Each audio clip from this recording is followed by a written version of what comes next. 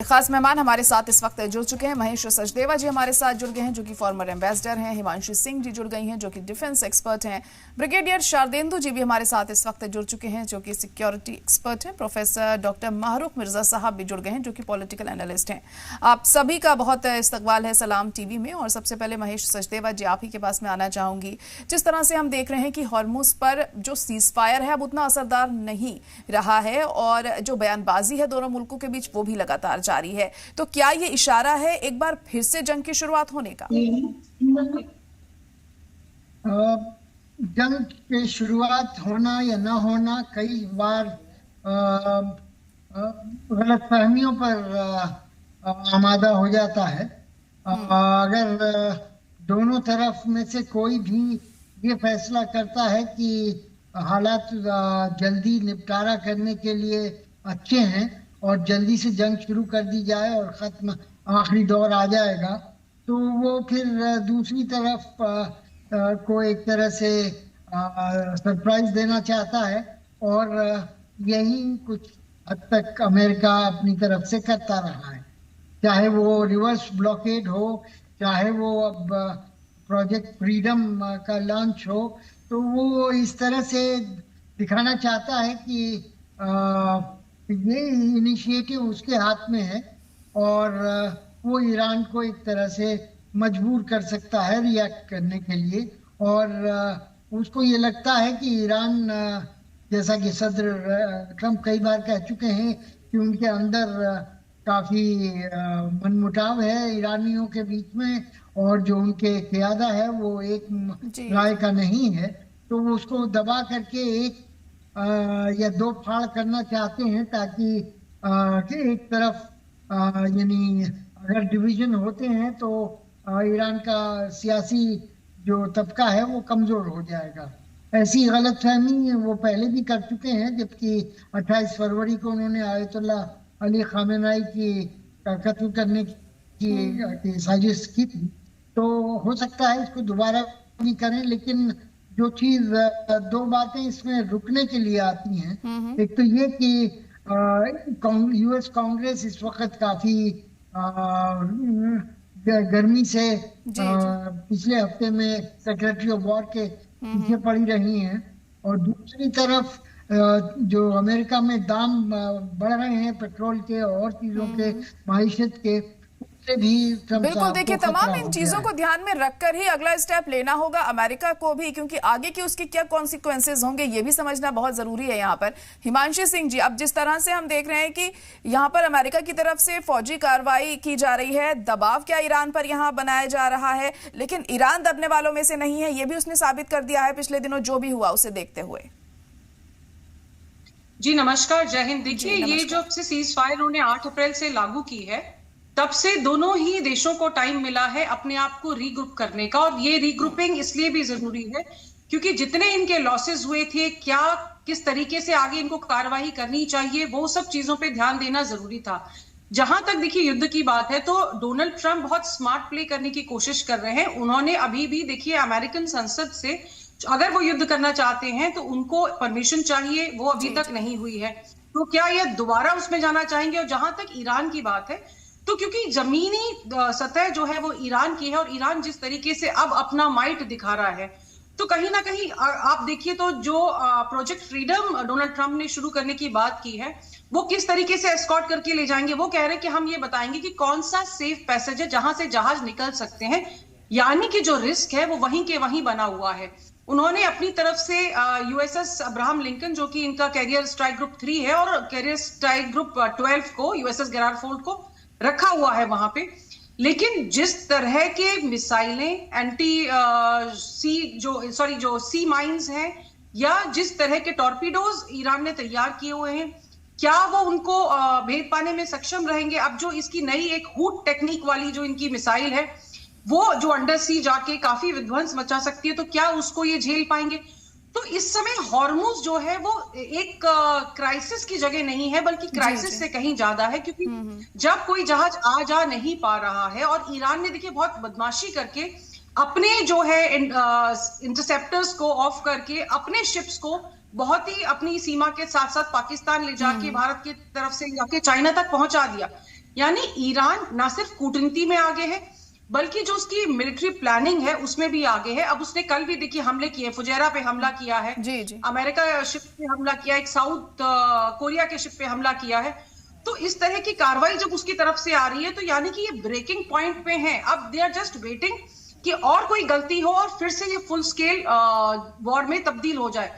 दोनों ही एक दूसरे पे फॉल्स फ्लैग ऑपरेशन। बिल्कुल, देखिए बहुत ही यहाँ पर समझकर अगला जो कदम है वो लेना है, वो ईरान को भी और यहाँ अमेरिका को भी, क्योंकि इसका असर पूरी दुनिया पर होता हुआ नजर आएगा। शारदेंदु जी, अगर कांग्रेस से परमिशन नहीं मिलती है अमेरिका को, तो क्या वो यहाँ पर हमले करेगा? क्योंकि ये भी जरूरी है, अगर जंग आपको शुरुआत करनी है तो आपको परमिशन लेनी होगी, क्योंकि 60 दिन से ऊपर का वक्त गुजर चुका है।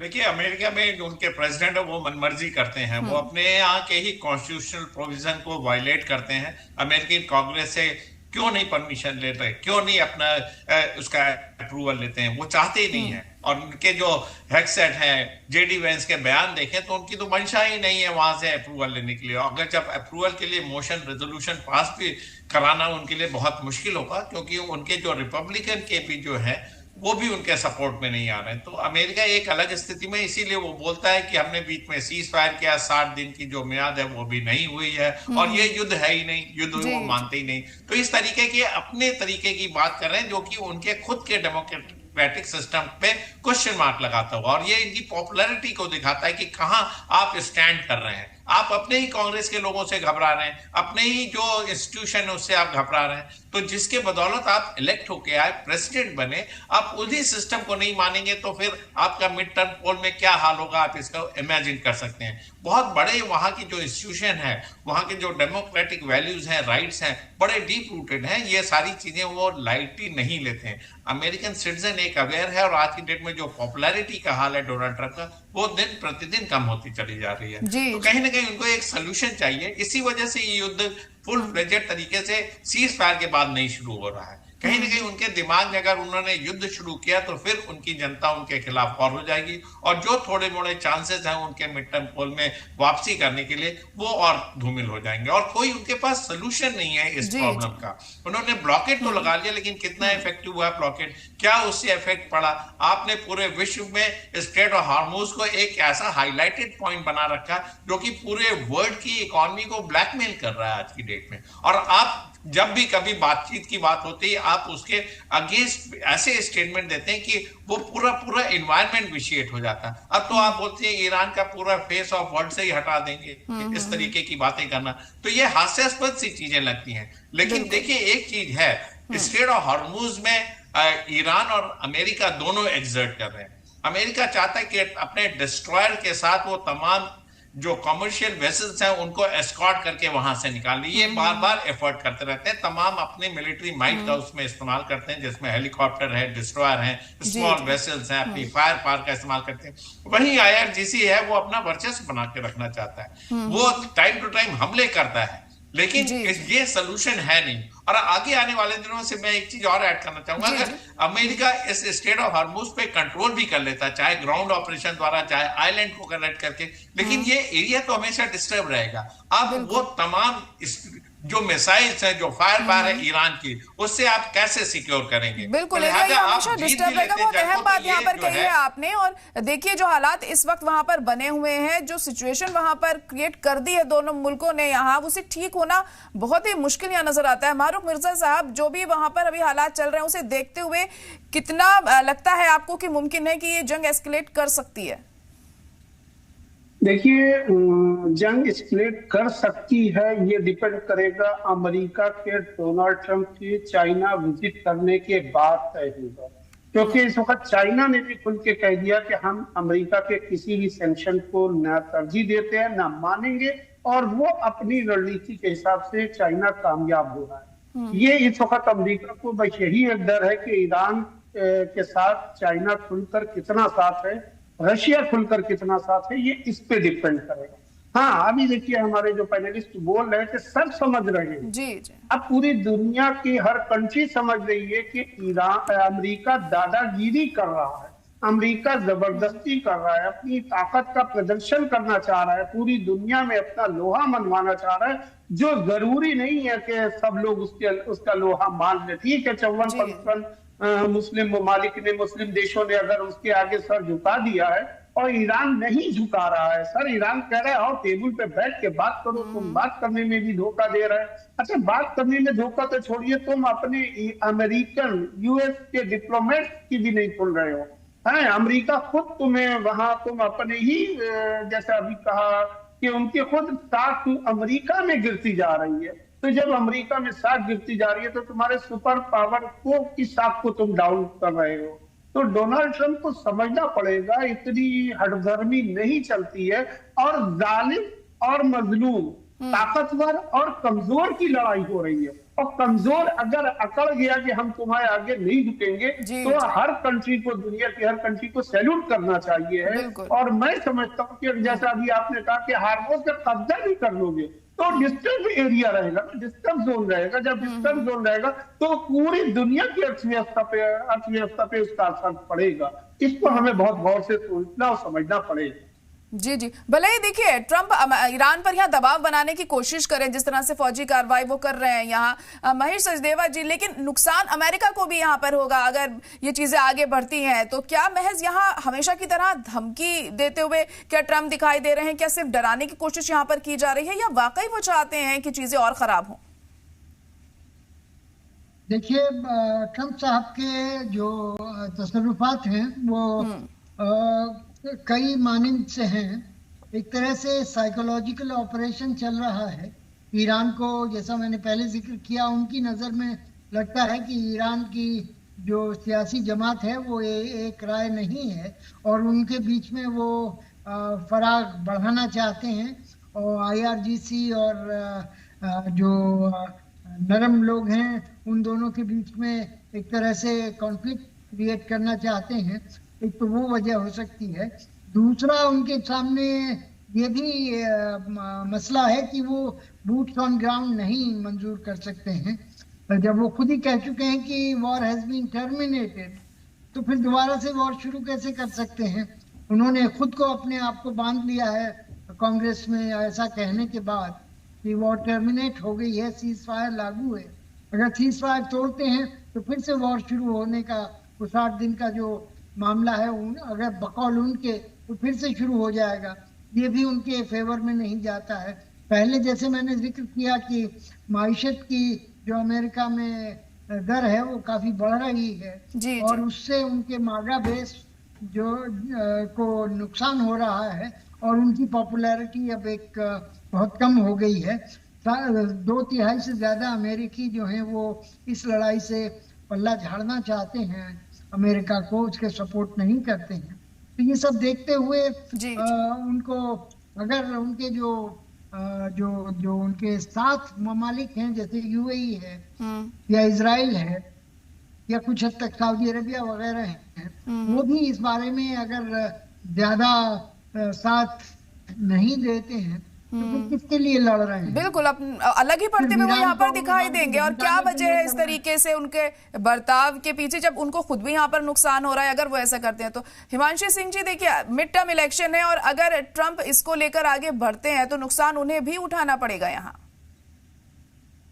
जी बिल्कुल, देखिए अगर आप ईरान के भीतर से आने वाले वीडियोस को देखें तो वहां पर जनता जिस तरीके से अपने प्रशासन के साथ खड़ी है, वो वीडियो वाकई में एक तसल्ली देते हैं कि आवाम, IRGC और जो वहां की चुनी हुई जो लोग हैं वो एक साथ में। बल्कि जब हम अमेरिका में देखते हैं तो वहां पर जिस हिसाब से महंगाई बढ़ी है, जिस हिसाब से ना सिर्फ डेमोक्रेटिक बल्कि रिपब्लिकन जो संसद में जिस तरह के सवाल डायरेक्टली पीट हेगसेथ से पूछ रहे हैं, डोनाल्ड ट्रंप से पूछ रहे हैं, वो बहुत ही सीधे सवाल हैं। उसके अलावा देखिए जिस तरह से ट्रंप की रेटिंग गिरी है, और जब JD वेंस खुद पीट हेगसेथ से कह रहे हैं कि आपने जो भी अभी तक बताया है पेंटागन की तरफ से, वो आप सच्चाई ना डोनाल्ड ट्रंप को बता रहे हैं, या ना देश को बता रहे हैं, ना संसद को बता रहे हैं, तो कहीं ना कहीं ये एक चीज बहुत क्लियर है कि अमेरिका में अंतर्द्वंद बहुत ज्यादा बढ़ गया है। और जहां तक देखिए मिड टर्म इलेक्शंस की बात है, तो डोनाल्ड ट्रंप जब सत्ता में आए थे तो उन्होंने कहा था कि अब हमारी तरफ से कोई नया युद्ध शुरू नहीं होगा, हम पुराने युद्ध को बंद करेंगे, और इसी बेसिस पे वो सबसे नोबेल प्राइज की अपील कर रहे थे। इस बार भी उनका नाम नोबेल पीस प्राइज के लिए गया है जी। लेकिन अब उन्होंने जहां पे हाथ डाला है, देखिए ईरान बाकी देशों से या बाकी जहां तक इन्होंने अभी तक लड़ा है उनसे बहुत अलग है। उसकी तैयारी 47 साल की है, और जिस तरह के नए नए डिवाइसेस, इक्विपमेंट और वॉर मिसाइल्स, जितनी चीजें वो निकाल रहा है वो एक से एक चौंकाने वाली है। तो ईरान की तैयारी बेहतरीन है। देखिए नो डाउट कि उस पर लगभग 3000 सैंक्शंस लगे थे, और वो इकोनॉमिकली वीक है अमेरिका से।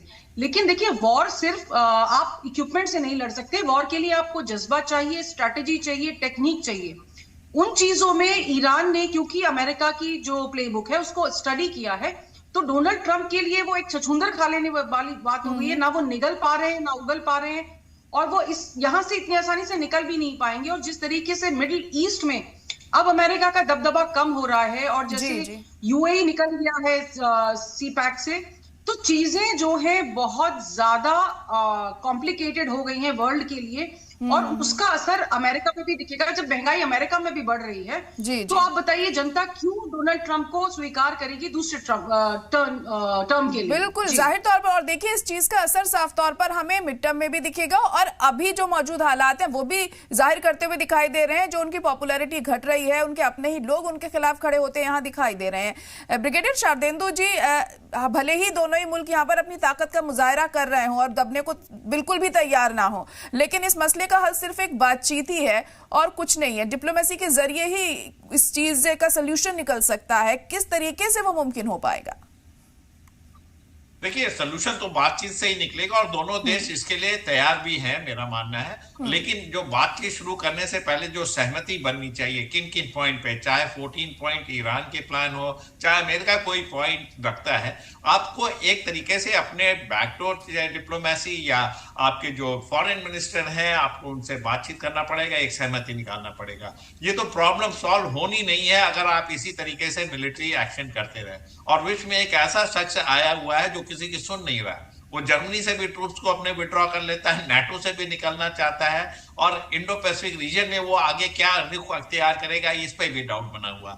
आप सिर्फ डील करने में विश्वास करते हैं, बात करने में विश्वास करते हैं, और उसके पहले का एनवायरनमेंट में इतना प्रेशर जनरेट करते हैं कि छोटे बड़े कंट्री आज की डेट में समझ नहीं पा रहे कि आप चाहते क्या है। आपकी जो पूंजीवादी सोच है आपका, वो हर एक चीजों में लागू करते हैं। अब विश्व के हर कोने में अमेरिका का इंटरफेरेंस है, ये तो सारे जानते हैं, लेकिन अब आप उसको अपना स्टेट समझने लगे, उनके रिसोर्सेज पे कब्जा करने लगे, अपनी मनचाही सरकार बनाना चाहते हैं। कहां तक आप इस चीज को एक्सपैंड करेंगे? और ईरान ने तो युद्ध लड़ा ही नहीं है, ईरान के ऊपर तो युद्ध को थोपा गया है। आपने स्ट्राइक किया, वो तो उसका जवाब दे रहा है। और आज की डेट में जितनी सफरिंग ईरान में हुई है वो कोलोसल है, बहुत ज्यादा है, लेकिन फिर भी वो अपने रेजिलियंस से, जो उसका मिलिट्री पावर है उसकी रेजिलियंस जो है, जो वहां का जो हुकूमत है, वहां की जो एडमिनिस्ट्रेशन, वहां के आम लोग जो है, नहीं तो कोई और देश होता अब तक टूट गया होता, तमाम तरीके की चीजें सामने आके होती या सत्ता परिवर्तन हो गया होता है। ये एक ऐसा देश है जो अपने राष्ट्रभक्ति, देशभक्ति और अपने सिविलाइजेशनल वैल्यू की वजह से आज तक टिका हुआ, और साथ में एक उनको बाइंडिंग फैक्टर है